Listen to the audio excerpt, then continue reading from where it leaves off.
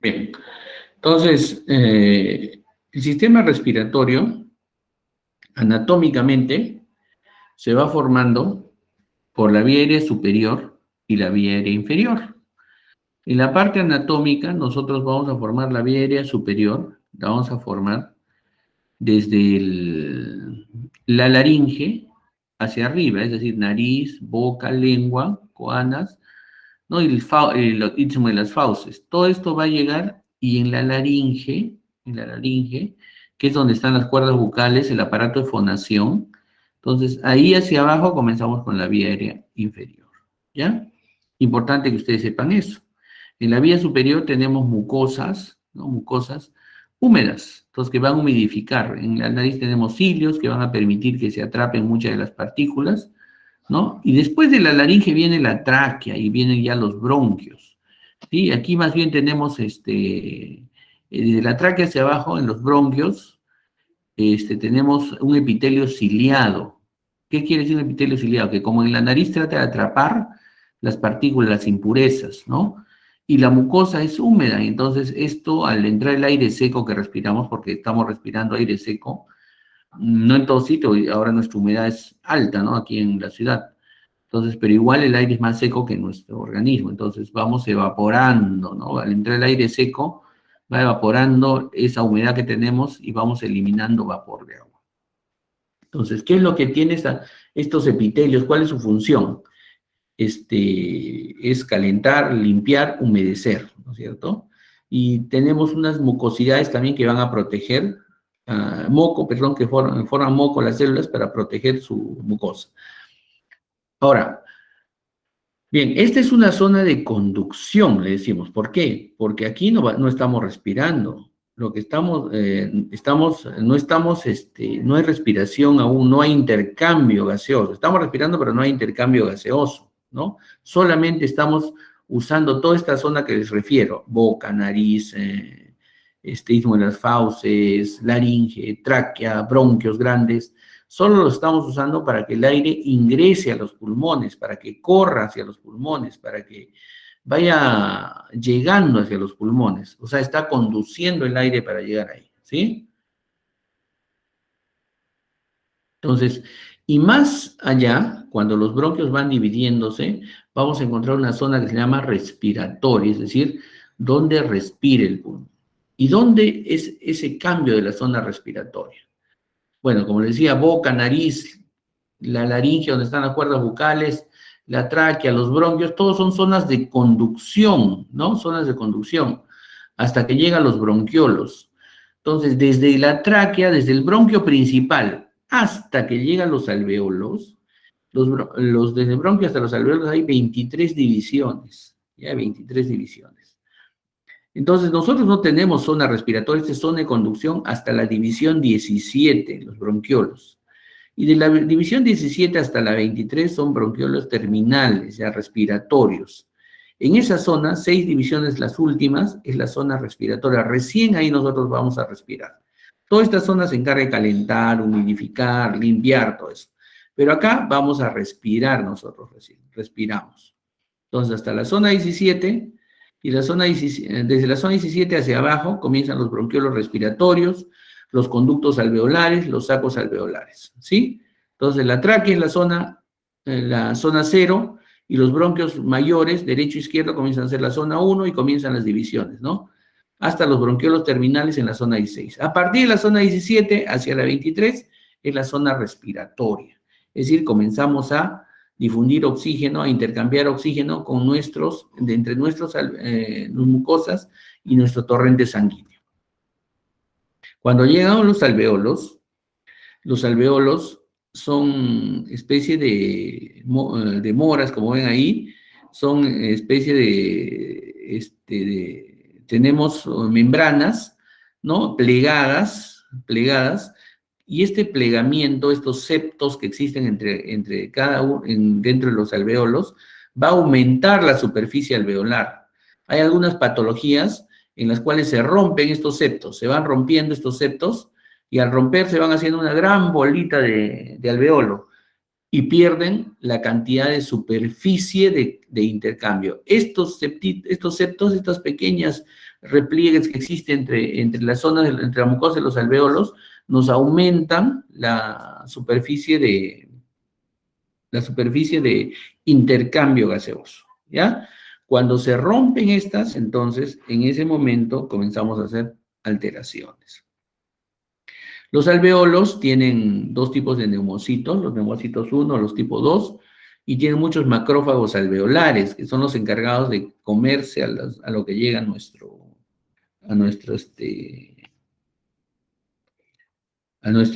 alveolos, que llegan a sortear todo lo que es nariz, boca, tráquea, bronquiolos respiratorios y llegan hasta el pulmón.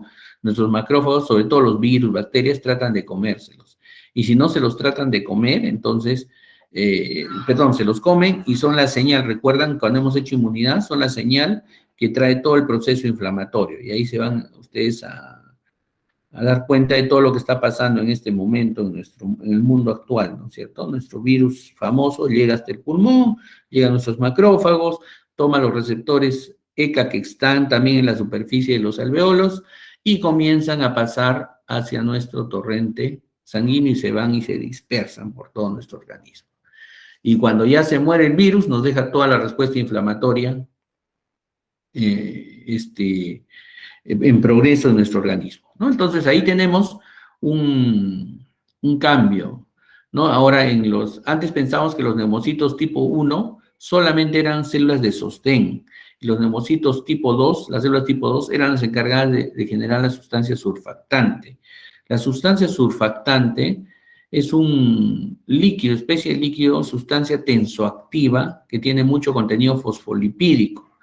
Esta sustancia surfactante baña esta superficie de los alveolos y al bañarla rompe la tensión porque estos alveolos se llenan de líquido por la misma humedad, evaporación, todo eso se llenan de líquido, ¿no?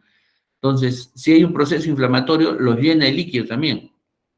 Entonces, cuando se llena de líquido, las moléculas de agua tienden a atraerse entre ellas, y entonces lo que ocasionaría que el alveolo comience a juntarse así, porque es un tejido laxo, no es unicelular, entonces se comenzaría a juntar así.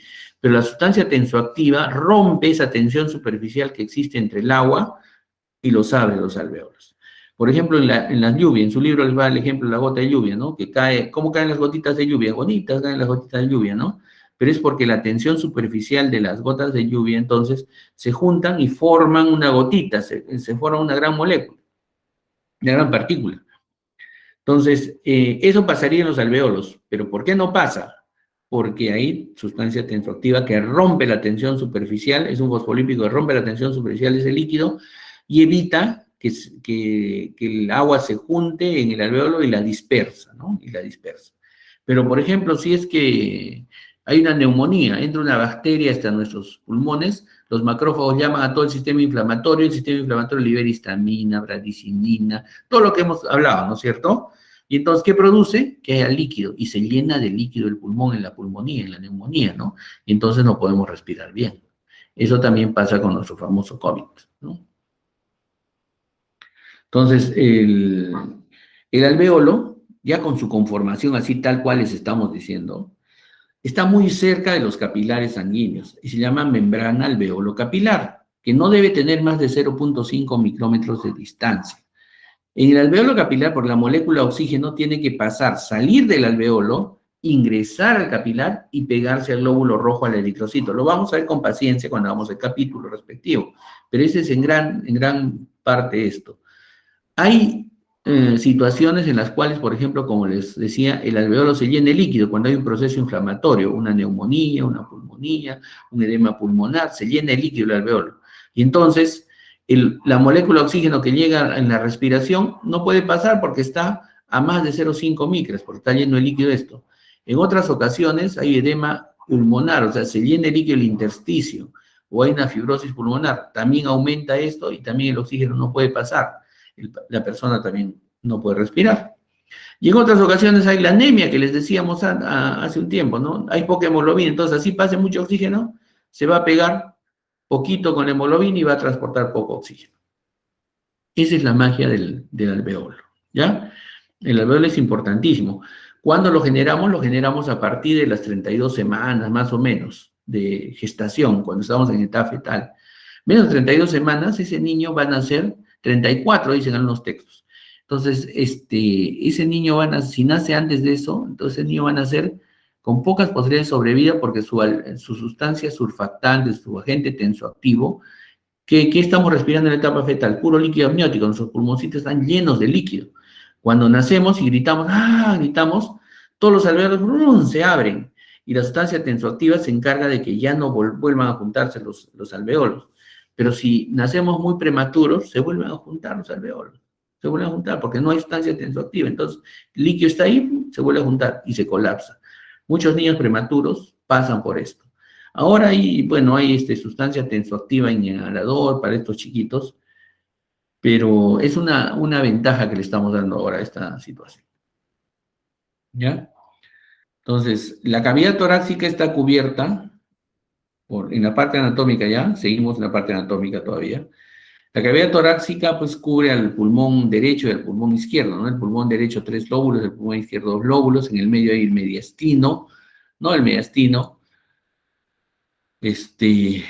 y entre el pulmón y la pared torácica, es decir, los músculos y las costillas, existe dos pleuras, pleura parietal y pleura visceral. La pleura visceral es la que se pega al pulmón y la pleura parietal es la que está pegada a la pared costal, es decir, está pegada a los músculos costales y a las costillas. ¿Ya? Y en el medio de los dos existe un pequeñísimo espacio, todos le dicen virtual, que es el espacio pleural. Sin embargo, este espacio pleural es importante para mantener a los pulmones distendidos. Este espacio pleural tiene poquísimo líquido, también 50 mililitros de líquido que permite que se rocen la pleura parietal y visceral. ¿Ya? Y entonces, y genera una presión negativa. ¿Qué es una presión negativa? Es como un chupón, es como una ventosa. Entonces, ustedes que cuando ponen un muñequito en el vidrio de su carro, la ventosa y después lo quieren despegar, ya no pueden, ¿no? Porque el chuponcito está ahí pegado. Eso es lo que hace la pleura parietal y la visceral. Entonces, la pleura parietal, ese espacio pleural genera una presión negativa y hace que el pulmón se pegue a la pared torácica.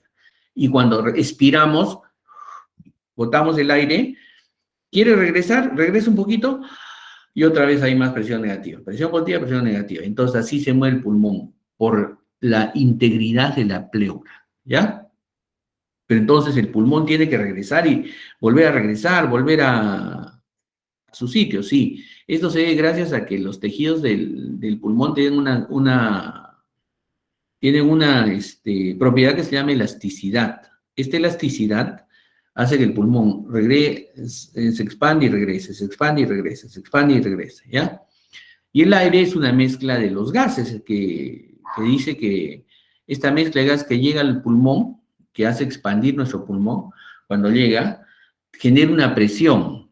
Y cada uno de los gases que vamos en la siguiente clase, cada uno de los gases que va a llegar a nuestro pulmón genera esta presión y se llama la ley de Dalton. La presión total es la suma de todas las presiones de cada uno de los gases, las presiones parciales, ¿ya?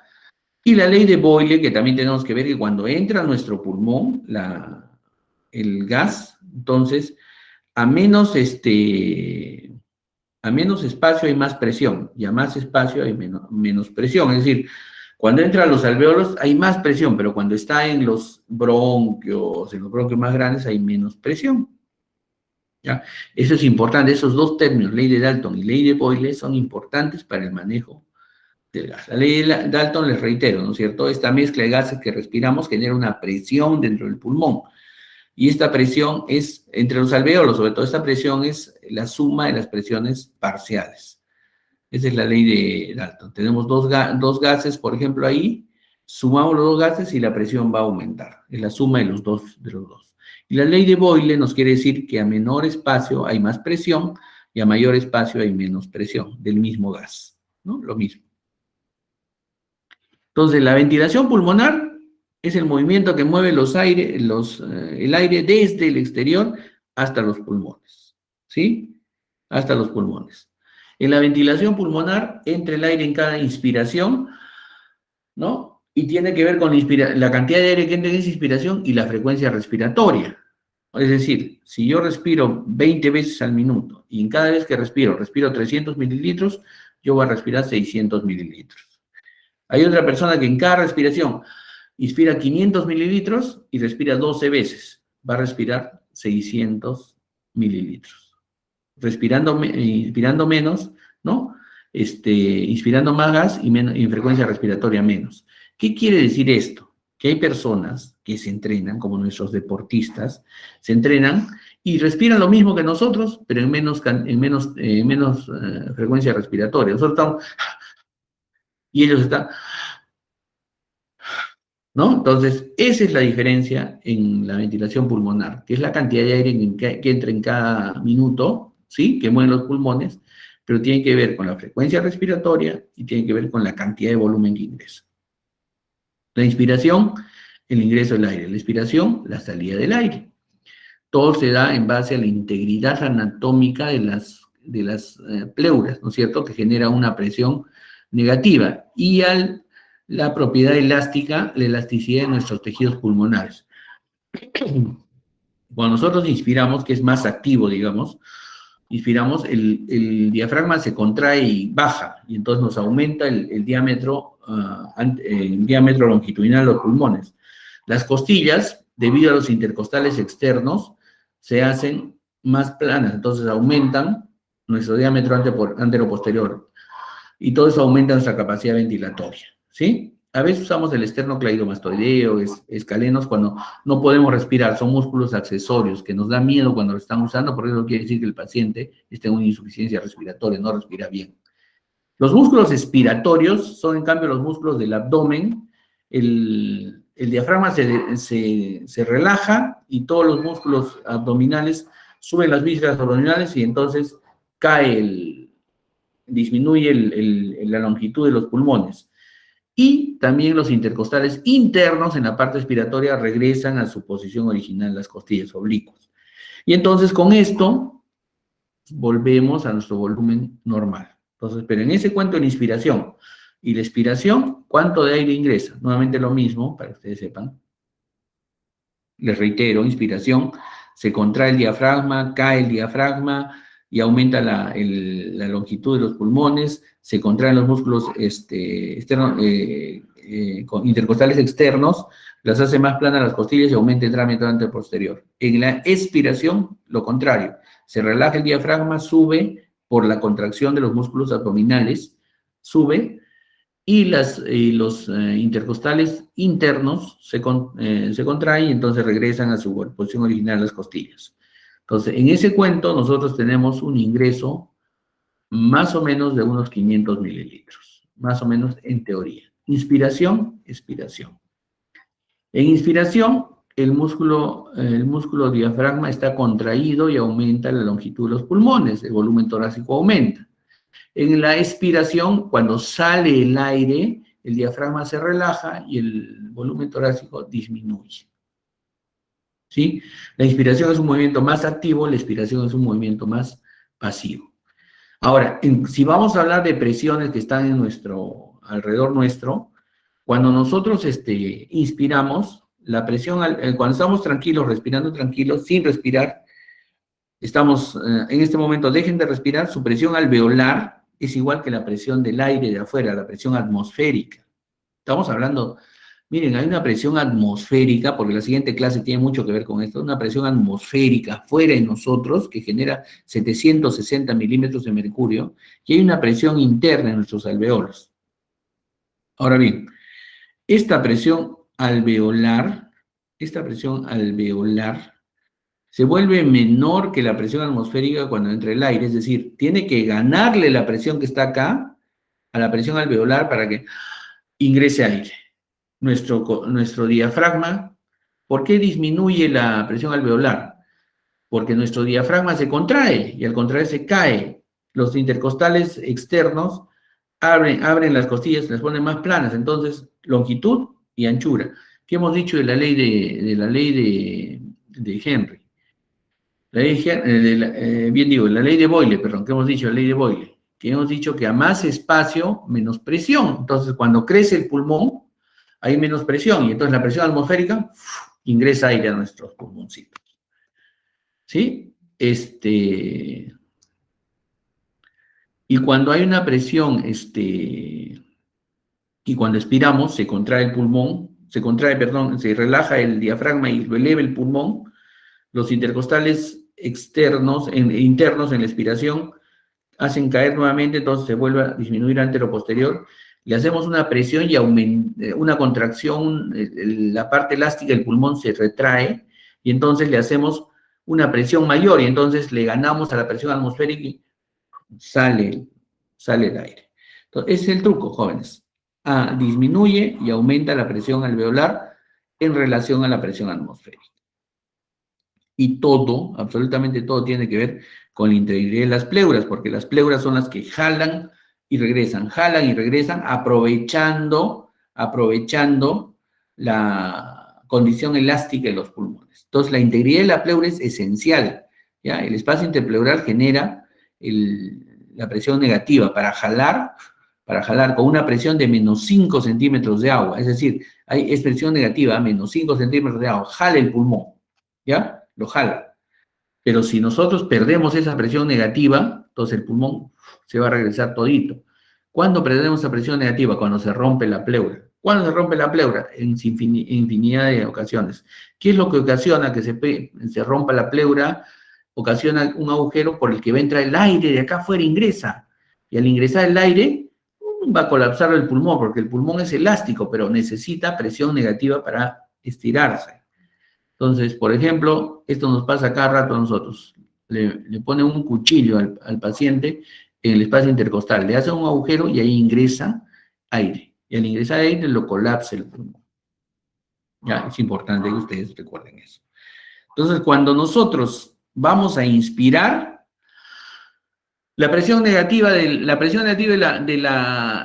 pleura es menos 5 centímetros de agua. La presión alveolar en relación a la presión atmosférica es 0. Estamos sin respirar. La presión negativa de la pleura nos mantiene distendidos los pulmones.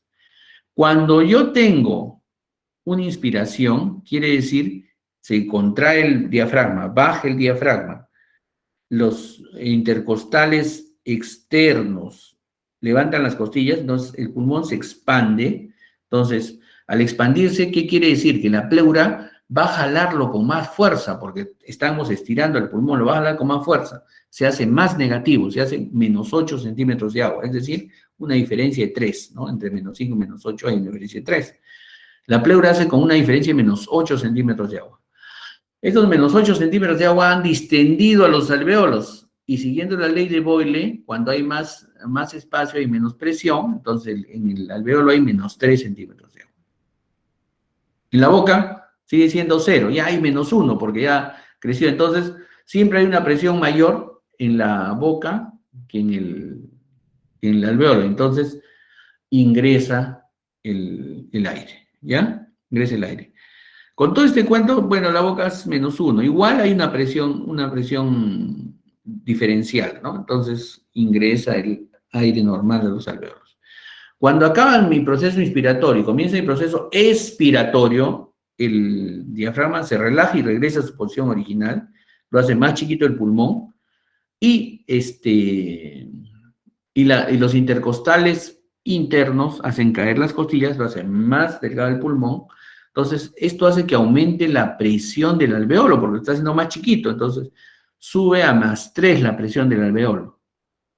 La presión pleural, como hay una diferencia entre el alveolo y la presión pleural, entonces es menos 2, ¿no? Y entonces, como la presión del alveolo es positiva en relación a la presión atmosférica, entonces sale el aire y expiramos. Leyes de física. Acá abajito hay un puntaje, miren, dice presión transpulmonar. ¿Qué cosa es la presión transpulmonar? La presión transpulmonar es la diferencial que existe. Esto sí lo van a tener que leer bien, porque estas son las preguntas del examen, ¿no? Presión transpulmonar, ¿qué cosa es? Es la diferencial que existe entre la presión pleural y la presión del alveolo normalmente. Entonces, menos 5 a 0 hay una presión transpulmonar de 5. Esto es la presión que está dentro del tejido elástico pulmonar, ¿ya? ¿Para qué nos sirve? Para ver justamente la presión del alveolo y que la pleura esté íntegra. Eso es lo fisiológico, lo totalmente fisiológico. Pero acá, por ejemplo, la presión la presión transpulmonar cambia en la inspiración, cambia totalmente, ya no podemos tomar estos parámetros porque el alveolo se va distendiendo, entonces la presión pleural es -8, y en la boca se genera un -1 que va ingresando por los bronquios, todo eso. Entonces tomamos este parámetro, ya -8 a -1 en la inspiración, y la presión es 7, ¿ya? 7. Y cuando nosotros, en la expiración, la presión pleural baja a -2 y la presión alveolar sube a +3, entonces, y acá tenemos +1, entonces, en la boca, porque va saliendo el aire. Entonces, aquí también en los bronquios lo tomamos +1. +1 a -2, la presión transpulmonar es 3. ¿Qué es la presión transpulmonar? La diferencial entre la presión pleural y los bronquiolos terminales, ¿ya? O presión alveolar, le dicen. Esa es la presión transpulmonar, la diferencia entre la presión pleural y los alveolos, ¿ya? Y acá, por ejemplo, la presión transpulmonar, ¿qué es lo que nos va a orientar? Nos va a orientar que a mayor diferencia de presión entre la pleura y el alveolo, va a haber mayor cantidad de volumen. Aquí estoy hablando de presión transpulmonar. A mayor diferencia entre la presión de la pleura y la presión del alveolo, va a haber mayor cantidad de volumen.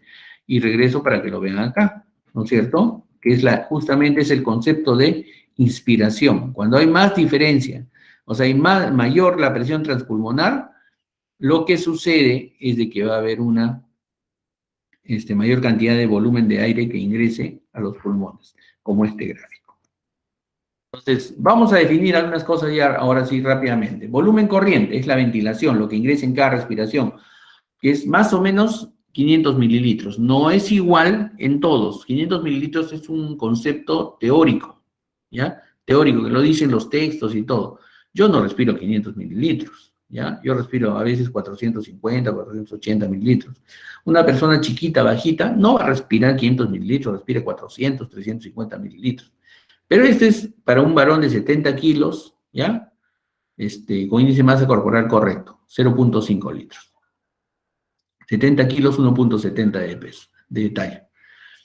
Y la frecuencia respiratoria normal va de 12 a 20 por minuto, a veces con 16. Bueno, pero nosotros le vamos a decir 12 por minuto. Entonces, volumen corriente es la cantidad de aire que ingresa en cada respiración. Frecuencia respiratoria es la cantidad de veces que respiras por minuto, lo que habíamos visto hace un rato. Entonces, ventilación pulmonar quiere decir la cantidad de aire que ingresa a nuestro organismo en cada minuto. El ventilación pulmonar es el mismo concepto de volumen minuto. Y decimos, si tenemos 500 mililitros o 0.5 litros por 12 respiraciones por minuto, ingresa 6 litros a mi organismo por minuto. Lo que les decía ahorita, por ejemplo, de que yo respiro 20, 12, 16, 20 veces, pero respiro 300 mililitros en las 20 veces.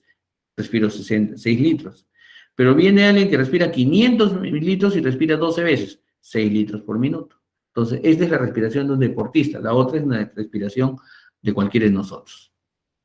Durante el ejercicio, comienzan a aumentar esto. Comienza a aumentar al inicio, al comienzo del ejercicio, comienza a aumentar el volumen la ventilación minuto, la ventilación pulmonar comienza a aumentar,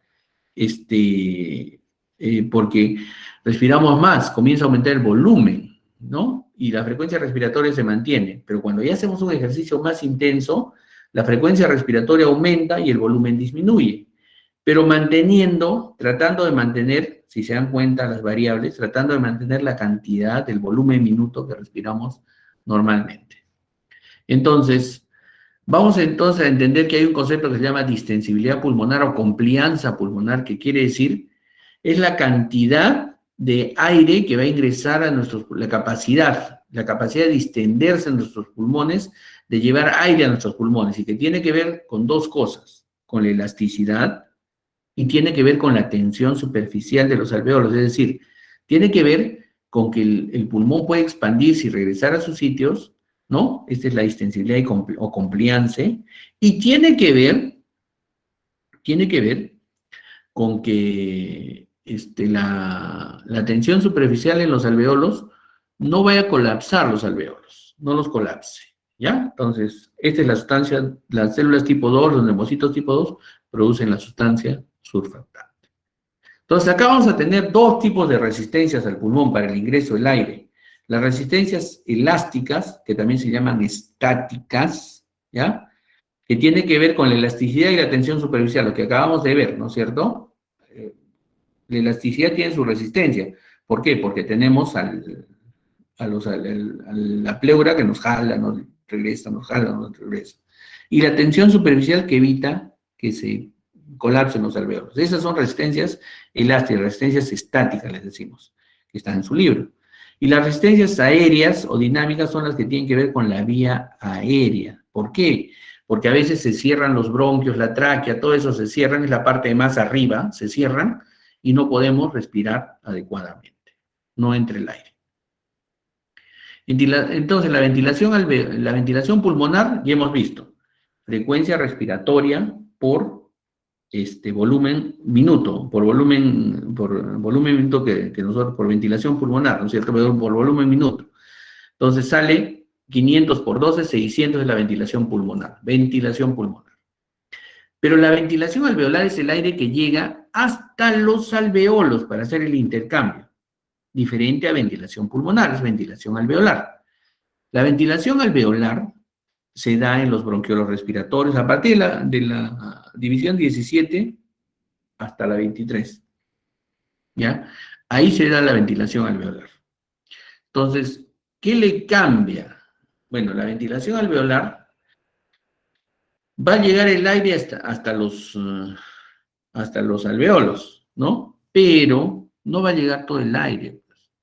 Recuerden, cuando ustedes respiran, respiran 500 y se le va a quedar un poco en la nariz, un poco en la boca, un poco en la tráquea, un poco en la laringe, en la tráquea, en los bronquios, hasta la división 16 se va quedando aire, porque eso no se queda vacío, ¿sí?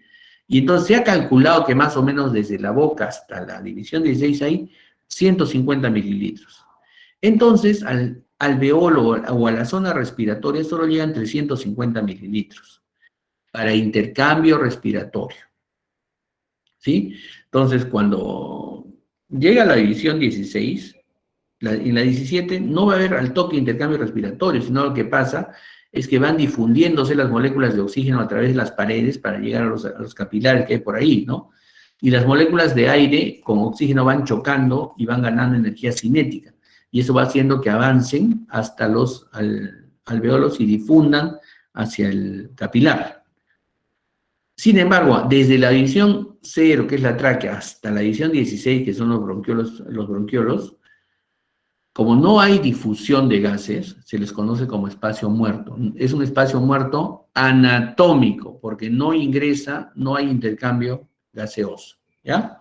Entonces, hay una diferencia entre la ventilación pulmonar y la ventilación alveolar. La ventilación pulmonar es volumen tidal o volumen corriente por frecuencia respiratoria, volumen tidal en inglés. Entonces sería 12 por 500. En cambio, la ventilación alveolar, tienes que disminuir el espacio muerto. Y el espacio muerto es más o menos, BD es el espacio muerto, es 150 mililitros. Entonces, al alveolo llegan 350 mililitros. 350 mililitros por frecuencia respiratoria, entonces 12 cambia, ¿no es cierto? Cambia la cantidad de aire realmente que tenemos para difundir. Este espacio muerto anatómico no difunde, es 150 mililitros aparentemente. Tenemos otros espacios muertos, el espacio muerto fisiológico, porque hay zonas del pulmón donde no hay buena circulación, lo vamos a ver en una clase. Y hay otro espacio muerto alveolar, que es donde los alveolos han colapsado, lo vamos a ver en otra clase. Ahorita estamos hablando del espacio muerto anatómico, que es 150 mililitros, y nosotros respiramos 500, pero menos 150 son 350 mililitros nomás que llegan hasta los alveolos. Entonces, la ventilación alveolar no van a ser los 6 litros, o sea, entra solamente 4.2 litros o 4.200 mililitros para intercambio en el alveolo. ¿Ya? Entonces estamos cambiando la figura, ¿no? Entonces ya no entran los 6 litros a toda mi vía respiratoria. Hasta el alveolo solo van a llegar 4.200 litros porque le estoy restando el espacio muerto. ¿Ya? El espacio muerto. Entonces, esto nosotros lo vamos a medir con la espirometría, que es tu primera práctica, y la van a leer muy bien la espirometría. ¿Para qué medimos la espirometría? Para medir volumen corriente, para medir volumen expiratorio, volumen inspiratorio, cuánto respira realmente, cuál es tu frecuencia respiratoria. Exactamente así como esta figura hacemos la práctica presencial. No la vamos a poder hacer la práctica presencial ahora, ¿no? La persona respira y nos va a arrojar unas curvas. Entonces, nosotros tenemos que medir volúmenes y capacidades. ¿Qué son los volúmenes? Los volúmenes es lo que entra o sale normalmente, ¿ya? Tenemos volumen corriente. ¿Cuánto es el volumen corriente teórico que estamos teniendo? 500 mililitros. ¿Cuánto es el volumen? Pero después de que respiro 500 mililitros, puedo inspirar más. Y eso se llama volumen de reserva inspiratorio, que son más o menos 3 litros, 3.100 litros, 3 litros. Es decir, respiro normal y de ahí respiro más, ¿no? Y entonces ese es mi volumen de reserva inspiratorio. Cuando expiro más volumen de reserva expiratorio. Más o menos son 1.200 mililitros que puedo expirar más cuando ya exhalo totalmente agotado. Pero en el pulmón siempre hay un volumen residual, un volumen que nunca va a estar fuera del pulmón porque el pulmón no está colapsado, el pulmón siempre está hinchadito. Son 1.200 mililitros, más o menos. ¿Ya? Y entonces, estos 4 volúmenes se van sumando uno con otro y van a ser capacidades. Por ejemplo, la capacidad funcional inspiratoria son 3.600. Como es inspiratoria, solo mido el volumen corriente, lo mido por el volumen de reserva inspiratoria, es decir, la capacidad funcional inspiratoria es lo que respiro y respiro más. La capacidad residual funcional es el volumen expiratorio, de reserva inspiratorio 1.200, más el volumen residual normal en el pulmón, otros 1.200, son más o menos 2.400 mililitros. La capacidad vital, que es lo que nosotros medimos en la espirometría, medimos cuando hacemos la práctica, es el volumen corriente, más lo que puedes respirar más lo que puedes expulsar, y expulsarlo todo. Es decir, volumen de reserva inspiratorio, volumen corriente, volumen de reserva expiratorio. Más o menos en teoría 4.800 mililitros. Y la capacidad pulmonar total es todo. Volumen de reserva inspiratorio, volumen corriente, volumen de reserva expiratorio, volumen residual. Esa es la capacidad pulmonar total. Entonces tenemos volúmenes, que es solo un parámetro, y capacidades, que es 2 o más parámetros. Vas a sumar 2 o más volúmenes, ¿ya? Entonces, este es el volumen tidal, el volumen de reserva inspiratorio, el volumen de reserva expiratorio y el volumen residual. Son 4 volúmenes. Y las capacidades son la suma de 2 o más volumen. Capacidad inspiratoria, capacidad residual funcional, capacidad pulmonar total y capacidad vital. ¿Qué medimos nosotros, jóvenes, en la espirometría? Lo mismo. Esto medimos en espirometría. Solo que la espirometría es un aparatito que nos va a arrojar algunos parámetros en cuanto a el sexo del paciente, la edad del paciente, la talla del paciente, el peso del paciente, y si el paciente tiene alguna enfermedad respiratoria. Nos va a arrojar si el paciente tiene un problema obstructivo o un problema restrictivo. ¿Qué es un problema obstructivo? Un problema obstructivo quiere decir cuando no puede pasar el aire hasta los pulmones. ¿Y por qué no pasa el aire hasta los pulmones? Porque se van cerrando las cañerías, los bronquios. ¿Y cuándo se cierran las cañerías, los bronquios? En el asma, en la bronquitis asmatiforme, en la enfermedad pulmonar obstructiva crónica, se cierran. Entonces, tiene mucho problema para ingresar el aire y para salir, ¿no? Ingresa y cuando va a salir, se encuentra con cañerías chiquitas, entonces va saliendo despacito, despacito. Esto hace que se vaya prolongando el tiempo de expiración, y esto hace que la semiología del asma, de la bronquitis asmatiforme, sea muy rica. Por ejemplo, un asmático inspira, y cuando va a botar, ¿qué pasa? Como encuentra el tubito, el bronquio cerrado, entonces comienza a hacer esto. El bronquio cuando va pasando. Como silbo. ¿Por qué hay sonido al silbar yo? ¿Por qué? Porque reduzco mi cavidad oral, ¿no? Entonces, boto mi aire. Eso pasa en los pulmones. Y entonces en el asma tú, es bronquitis asmatiforme, en EPOC escuchas sibilantes, silbidos. ¿Qué más escuchas? Que la expiración está prolongada. ¿Por qué? Va a salir todo el aire, pero se va a demorar más en salir. ¿Ya? Entonces, por ejemplo, al primer segundo, la espirometría lo mide, la parte obstructiva, por ejemplo, al primer segundo, inspiras y quieres botarla, y al botarla vas a demorar más en salir el aire, más. Y entonces el volumen que sale en el primer segundo está prolongado, prolongado. En los procesos obstructivos también, tú ingresas el aire, respiras todo, se queda acá adentro. Y después cuando lo vas a botar, poquito a poquito, silbando, expirando más, a menos velocidad va a salir. Todo eso lo va a ver la espirometría. Y yo le puedo diagnosticar a ese paciente que tiene un síndrome obstructivo. ¿De qué tipo? Ya va a decirnos la clínica. Y un síndrome restrictivo quiere decir que como el pulmón se ha endurecido por algún motivo, una fibrosis, qué sé yo, una fractura en las costillas, dolor. Entonces, cuando ingresa poquito aire. Y cuando va a salir, sale poquito aire. Ingresa poquito aire y sale poquito aire. Generalmente la fibrosis pulmonar y todas las patologías de depósito, neumonías, fracturas de costilla te producen síndromes restrictivos porque ingresas un poquito y botas un poquito, ingresas un poquito y botas un poquito. La velocidad del aire está normal, pero tu capacidad vital está disminuida. En el obstructivo no, en el obstructivo todo lo inspiras, todo lo vas a botar, pero lo vas a botar más despacito. En cambio, en el restrictivo, inspiras poquito, botas poquito. Inspiras poquito, botas poquito. A la misma velocidad, todo, pero poquito, poquito. Está comprendido, espero, el síndrome obstructivo y restrictivo. Estas curvas son las que nosotros nos presentamos en la espirometría. Esta es la curva inferior. La curva inferior es la inspiración y esta es la expiración. Y esta es la velocidad a la que sale el aire, ¿no? A la velocidad que sale el aire, ¿no? Entonces, en el síndrome restrictivo, inspiras poquito, esta curva está chiquitita y esta curva también está chiquita. En el síndrome obstructivo, esta curva está normal, esta curva está también alta, pero como vas a demorar más tiempo, se va prolongando más. Acá también, en el síndrome obstructivo, esta curva se vuelve más bajita y avanza, ¿no? ¿Qué nosotros tenemos que ver en la espirometría? Básicamente en la espirometría nosotros vemos dos parámetros. Los dos primeros a nuestro nivel, a fisiología 1. Volumen expiratorio forzado al primer segundo y la capacidad vital forzada. La capacidad vital era suma del volumen de reserva inspiratorio, el volumen corriente y capacidad residual funcional, ¿no es cierto?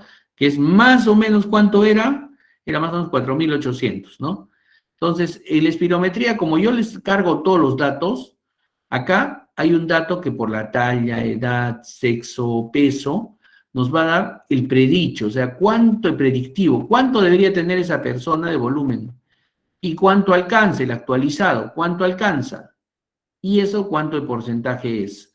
Siempre tiene que tener más del 70%, más del 70%, ¿ya? Más del 70%. Siempre debe que tener más del 70%. Si tiene menos del 70%, quiere decir que está mal, que ese paciente tiene un síndrome obstructivo o un síndrome restrictivo. ¿Cómo vemos nosotros? El normal, como les había visto. ¿Cómo vemos el obstructivo? El obstructivo, como hemos visto, ingresa el mismo aire, a veces un poquito menos, pero cuando va a descender la curva, miren cómo se alarga. ¿Por qué? Porque aumenta su volumen expiratorio forzado al primer segundo. Igual acá, miren, cómo va haciéndose más lento y después recién agarra fuerza. En el restrictivo, todo normal, solo que poquito, pero hacen las curvas normales. Y todo poquito, el volumen expiratorio también está normal. Entonces, ¿qué nosotros vemos? Acá, esta transparencia les muestro para que acá ustedes se den cuenta qué es lo que yo veo en la espirometría. Veo la capacidad vital forzada, veo el volumen expiratorio forzado al primer segundo, los dos deben estar más del 75% según el parámetro predicho, y divido el volumen expiratorio forzado sobre la capacidad vital forzada, y también debe estar en más del 85%, más del 80-85%. Acá les toman 80%, en otros textos les toman 70%. Depende del espirómetro en todo caso. ¿Ya? Entonces, pero si está menos de 80 en todo caso, si haciéndose la literatura menos de 80, entonces el paciente está con alguno de los síndromes que nosotros buscamos y tenemos que revisar. A ver, Aquí hay unas diferencias claras. Esta diapositiva es justamente para que ustedes vean las diferencias claras, porque esta es pregunta de examen, esto tienen que repasarlo, hay una práctica de esto. La capacidad vital forzada está normal en el obstructivo, es decir, asma, bronquitis hematiforme, todo. Pero todo el resto está disminuido. ¿Por qué? Porque el volumen inspiratorio forzado se demora en salir, disminuido. Y un cociente que nosotros usamos entre volumen inspiratorio forzado y capacidad vital forzada también está disminuido. ¿Por qué? Porque este está disminuido, disminuye la división. En cambio, en el síndrome restrictivo, la fibrosis, ¿no? Eso, la capacidad vital forzada está disminuida porque respiras poquito. El volumen respiratorio forzado también está disminuido porque como está el pulmón duro, botas poquito aire. Pero cuando tú vas a dividir en el espirómetro volumen respiratorio forzado con capacidad vital forzada, te va a salir normal porque los dos parámetros están alterados. Te va a salir normal. Ahí, según estos parámetros, ustedes pueden distinguir un síndrome obstructivo de un síndrome restrictivo. Pregunta de examen. Entonces, el patrón obstructivo ya les expliqué, el patrón restrictivo ya les expliqué. Entonces, finalmente, para terminar la clase, vamos a hablar sobre la tos y el estornudo, que son dos tipos de reflejos diferentes. Ambos tipos de reflejos son mecanismos para protegernos de sustancias que ingresan a nuestra vía aérea, ¿ya? A nuestra vía aérea. Al ingresar sustancias a nuestra vía aérea van a producir una irritación, y esta irritación va a hacer que tengamos el reflejo para toser, para botar esa sustancia, para expulsarla, o estornudar y expulsar esa sustancia. Ambos tienen un reflejo, digamos, vías aferentes y vías eferentes. Las vías aferentes las recibe pues todo el nervio vago que está inervando toda la vía respiratoria, ¿sí? Y las lleva hasta el bulbo raquídeo, no en el centro respiratorio, detrás del centro respiratorio, un centro de la tos. Y las vías eferentes van llegando también por el nervio frénico hacia el diafragma y los músculos intercostales y los músculos abdominales, donde se produzca el reflejo tusígeno. ¿Por qué? Porque contraemos todo, entonces ganamos presión y hace que se produzca la tos. Entonces, ¿quiénes son los que van ingresando? El vago, el trigémino, el glosofaringio, el frénico, hacen de vías eferentes. Y vías aferentes, perdón, y vías eferentes, es decir, las que van a ir a producir la tos ya como efecto, en el nervio vago, el nervio frénico y otros nervios medulares, ¿no? O sea, tienen que ver todo con la fuerza de la tos. El estornudo pasa lo mismo, el estornudo también tiene vías eferentes y vías aferentes, ¿no? Las vías eferentes generalmente están en el nervio también vago, ¿no? Entonces, las vías eferentes van hacia el bulbo a hacer reflejo del estornudo y regresan las vías eferentes, ¿no? Regresan las vías eferentes y tú puedes eliminar tu tos, puedes producir tu tos. Estornudo. Cada estornudo que nosotros damos, eliminamos 5.000 gotitas de pluje, gotitas con partículas, ¿no? Y pueden irse hasta 3.5 metros por segundo, o sea, salen a alta velocidad. Por eso cuando tenemos un paciente infectado, un paciente con estornudo, con tos, si nosotros tenemos nuestra mascarilla, ahí se detiene en su mascarilla de él y nosotros no lo llegamos a respirar con nuestra mascarilla. Bueno, entonces es el reflejo del estornudo, ¿no? Ingresa, se contrae el diafragma y nos ayuda a la fuerza del estornudo. Bien, jóvenes, ¿algunas dudas, preguntas acerca de esto? ¿De esta primera clase?